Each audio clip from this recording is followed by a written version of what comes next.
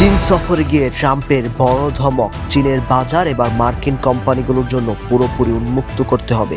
বেজিংয়ের she জিনপিংয়ের মুখোমুখি হয়ে Trump পরিষ্কার জানিয়ে দিয়েছেন, আমেরিকান কোম্পানিগুলো চীনে ব্যবসা করতে গিয়ে আর কোনো বাধা সহ্য করবে না। কৃষিপণ্য, গ্যাস আর বিমান কিনতে হবে দেদারসে। ট্রাম্প একা যাননি, সাথে নিয়ে গেছেন আমেরিকার শীর্ষ দনকুবেরদের। ইলন মাস্ক থেকে শুরু করে অ্যাপেলের টিম কুক, বোয়িং আর ব্ল্যাক রকের সিওরা এখন বেইজিংয়ে। লক্ষ্য একটাই, চীনের বাজার দখল। শুধু ব্যবসায় নয়, আমেরিকার ফ্যান্টানিল মাদকের চোরাচালান বন্ধ করতে বেইজিংকে কড়া বার্তা দেওয়া হয়েছে। পাশাপাশি বৈশ্বিক বাণিজ্যের জন্য অত্যন্ত গুরুত্বপূর্ণ হরমুজ প্রণালী সচল রাখতেও একমত হয়েছেন দুই নেতা। ট্রাম্পের এই হুঙ্কারে কি চীন সত্যি তাদের বাজার আমেরিকার জন্য খুলে দেবে?